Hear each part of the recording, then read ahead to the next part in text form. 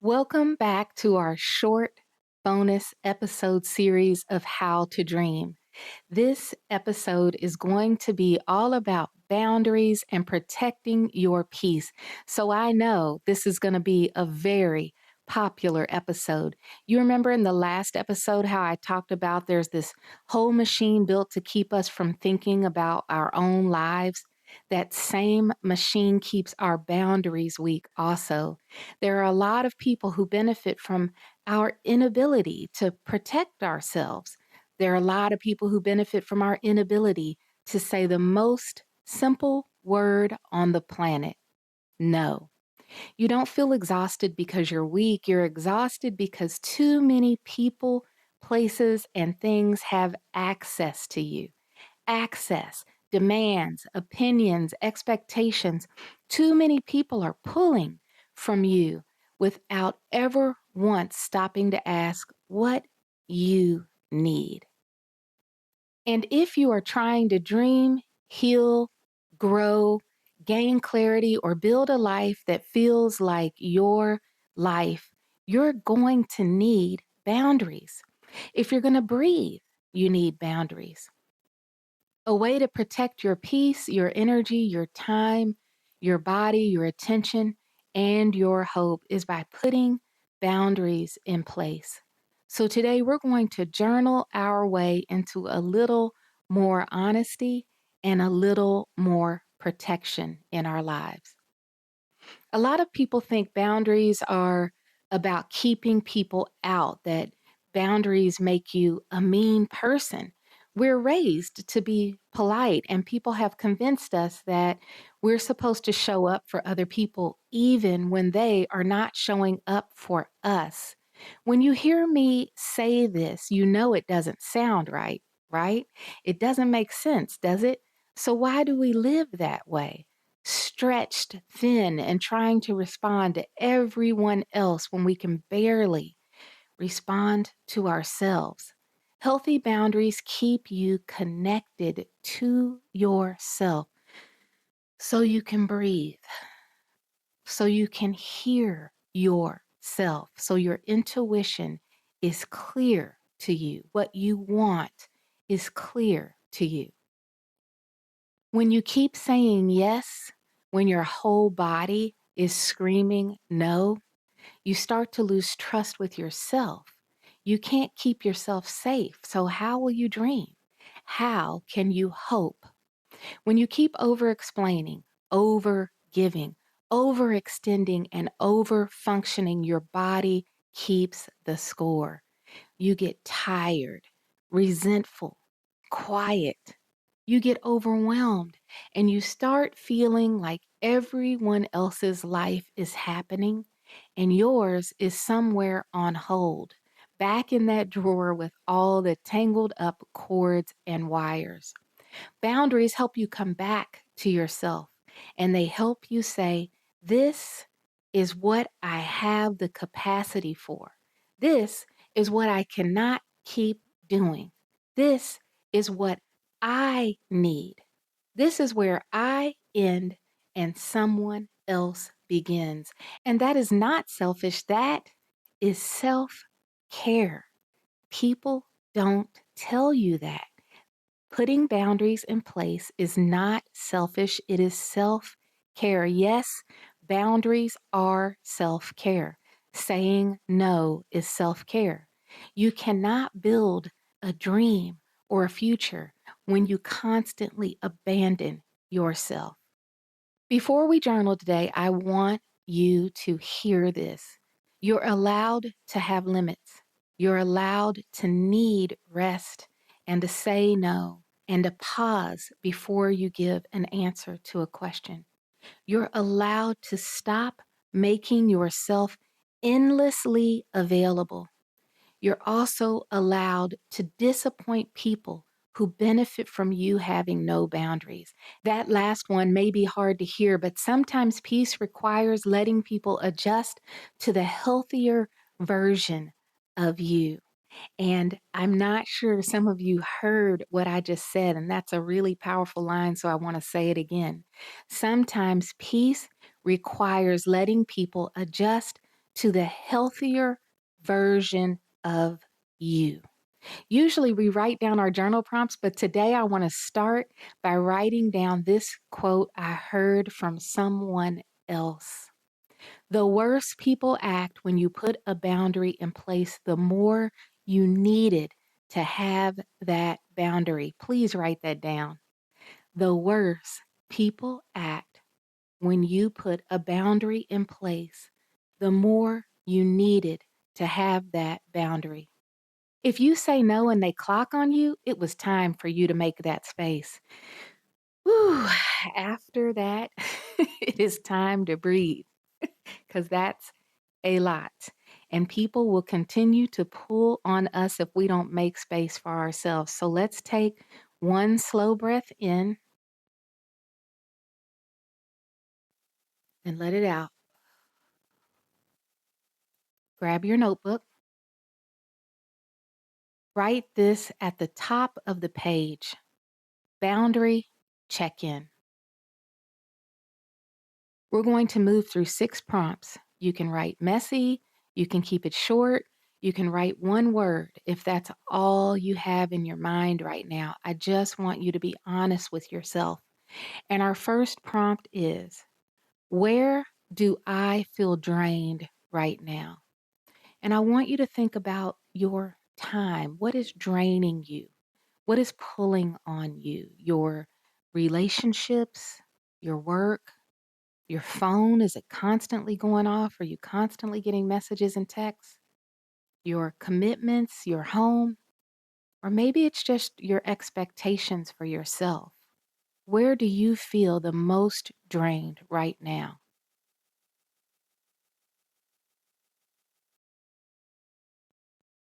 Our second prompt is, what am I saying yes to that I need to stop saying yes to?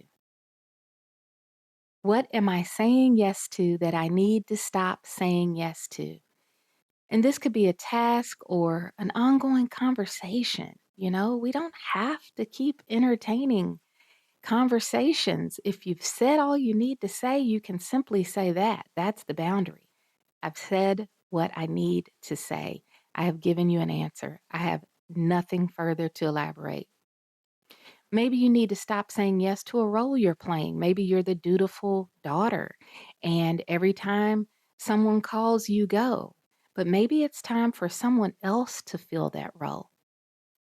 Maybe you have been saying yes to a pattern in your life that needs to end, or a responsibility that never belonged to you in the first place. Write what comes to your mind. Our third prompt is, where am I over explaining, over giving, or over functioning? And this is the one. Where are you doing too much because you're afraid of someone's reaction? Where are you carrying more than your share of what you should be carrying? Where are you trying to manage everyone else's feelings before you even start to address yours? And I want you to write that down. Where am I over explaining, over giving, or over functioning?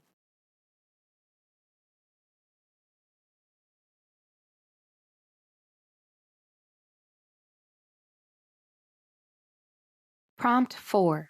What boundary would protect my peace right now? Think about that. What boundary would protect my peace right now? And here are some examples of boundaries.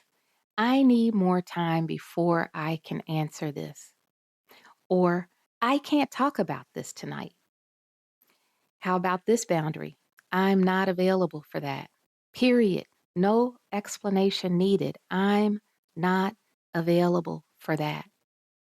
I am not taking on one more thing this week, or I will not keep having conversations where I am being disrespected. Period. No further need to explain. No further energy required. How about announcing to everyone that I'm putting my phone away after 8 o'clock? Or I am protecting 1 hour of quiet. I used to have a therapy client who it was just her and her daughter. And one night a week, they would go out to get something to eat. They would come home, and they had a rule that one night a week, they would each spend time in their rooms doing their own thing. And that took the guilt off her as a mom. She did not need to feel that pressure to constantly entertain her child. And it also taught her child the importance of spending time investing in yourself alone, which is not something a lot of us know how to do very well. So I really admired that. That was an important boundary for that mom to get one evening where she did not have someone constantly pulling at her. I respect that.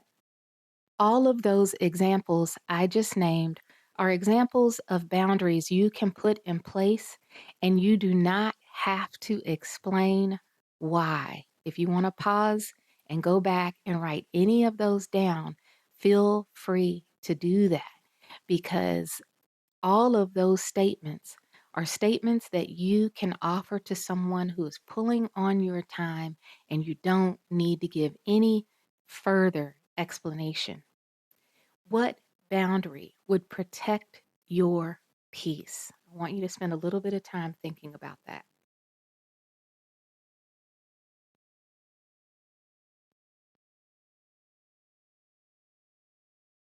I want to add one side note here, and I think it's important to me because I was a single mother.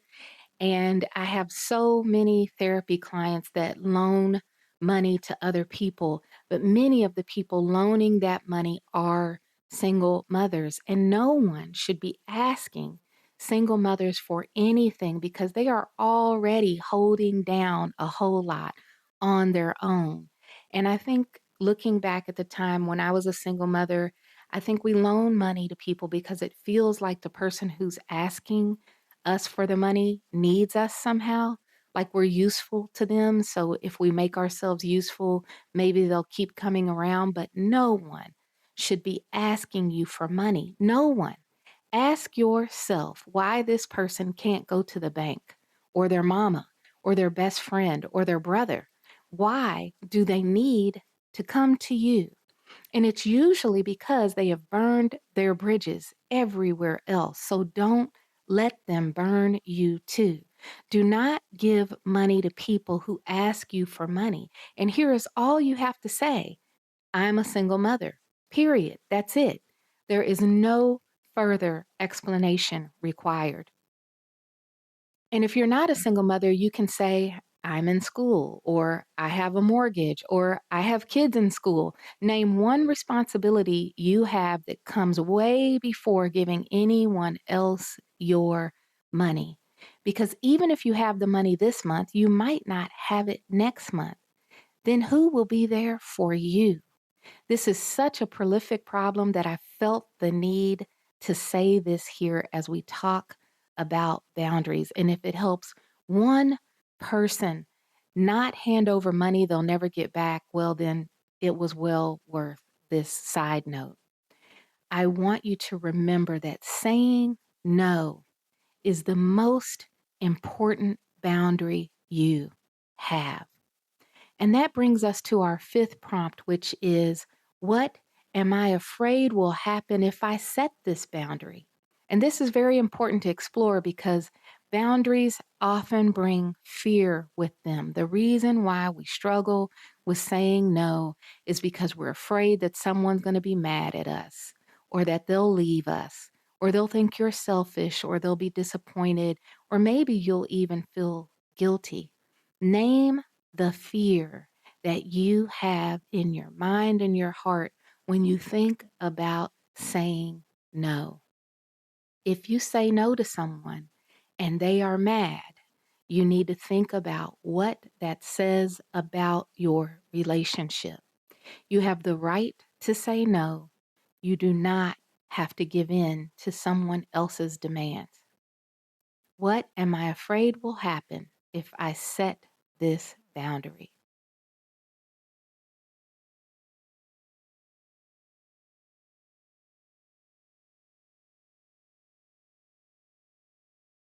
And that brings us to our sixth prompt. Prompt 6.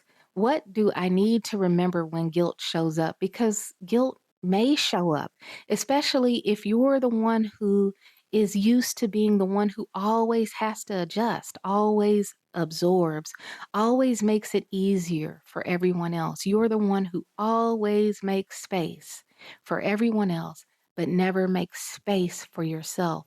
You're probably going to feel guilty the first time or two you say no, but the more you do it, the easier it gets. It's like a boundary muscle. It will become more comfortable for you to put yourself first.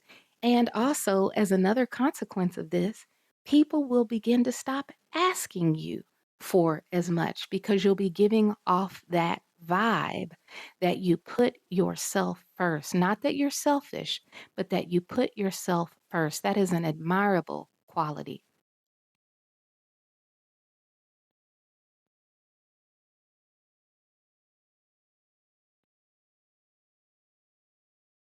Write yourself a sentence here, something like, my needs are allowed to be considered first. I can be kind and still be clear on my boundaries. Discomfort does not mean I did something wrong. It means I did something different. I put myself first, and that's okay. I am allowed to protect my peace. And I'm going to add this for my little single mother crew in here. I'm allowed to protect my peace and my bank account. And here's a last sentence that might resonate with you. I do not have to abandon myself to keep someone else comfortable. Pick whatever sentence you need, or as many as you need, and write those down.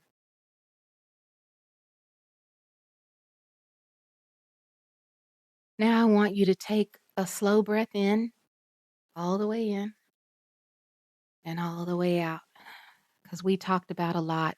And this is not easy work for a lot of us. This is difficult, and it's okay. You're growing.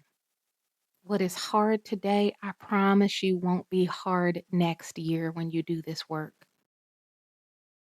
I want you to look over all that you wrote, and I want you to circle the one boundary that feels necessary. Like you must put this in place, or you are going to have a hard time continuing to breathe as your full self. Now we're going to turn this boundary into a step, and we're going to make it practical by writing this line. The boundary I am practicing is. So I want you to write, the boundary I am practicing is, and leave space. And then I want you to write, the first step I will take is. And I want you to keep this very simple. Maybe your first step is not some big conversation you have to have with someone. Maybe it is practicing replying to people, I will get back to you. You can wait before you answer. Someone doesn't have the right to ask you something and then demand you answer right away. You can sit with it for a while and think about how you want to respond. You also don't have to reply immediately. You don't even have to write that you will get back to them later. You can just simply not reply immediately. There's this new generation of people who are used to texting. I'm from a generation where we didn't even have cell phones. Um, and sometimes people will text you now, and if you don't write back immediately, they'll send like a string of question marks, which honestly, between me and you, I think is a little rude. Give me time. You don't know what I'm in the middle of. I could be handling a screaming child who's throwing a tantrum, and you're sending me these question marks. But you have a right to take your time and reply to things. You also have a right to take something off your calendar. Sometimes we run on this auto drive. We were talking about this machine, right? That keeps us so busy that we don't have time to think about what we really want and what we really need. And sometimes I'll ask people, do you really have to do this thing on Saturday and it's like a light bulb goes off. No, I don't. But yet we just keep going and going and going and showing up for everyone else. You can call someone and say, I know I said I could do this, but I no longer can. Or I know I said I would be there, but I no longer can. You have the right to do that. And real friends will understand that you are protecting yourself, that you need that time that you're asking them for. You can also ask for help. That actually is a boundary. Asking for help, saying, I can't do these things. Can you help me? You can write out what you want to say before you say it if you're really nervous about putting the boundary in place. You can also practice saying what you plan to say in the mirror. It sounds corny, but it really does work. How about turning off your phone for a while? When's the last time you did that? Just turn your phone off so you don't have to be distracted by the chaos that's coming through your phone. These are all examples of things that you can do that will get you started on the road to protecting your boundaries. So write down one of those things as the first step you will take, and then promise yourself, I will do this by, and give it an actual day. I will do this by today. I will do this by tomorrow. I will do this by Friday. So you are more likely to actually take that step, because boundaries become real when we practice using those boundaries. Remember, it's like a muscle. The more you use it, the easier it will get for you. You might be a little nervous in the beginning, but you won't be if you keep putting boundaries that protect your peace and your energy in place. In fact, you'll become really strong. You'll be very proud of yourself. And so will other people who care about you. They'll be proud of you too. Okay, here's your practice for this week. Every day, before you say yes to something, I want you to just pause, breathe, and then ask yourself, do I actually have the capacity for this? And then ask, am I saying yes from love, or am I saying yes from fear? That one question will tell you so much. You're allowed to protect your peace. You're allowed to build a life that makes space for you, a life where your time and your energy and your hope are not constantly leaking out through the cracks because you have nothing left to give. If this episode helped you, I am asking you to please share it with someone else who needs to learn how to say no so they don't lose themselves. And I can't wait to see you in the next bonus episode. It's our last bonus episode for this year, in between the How to Dream Season 1 and the How to Dream Season 2. Thank you so much for being here with me, where we are working on protecting our hope and we're getting our dreams in motion.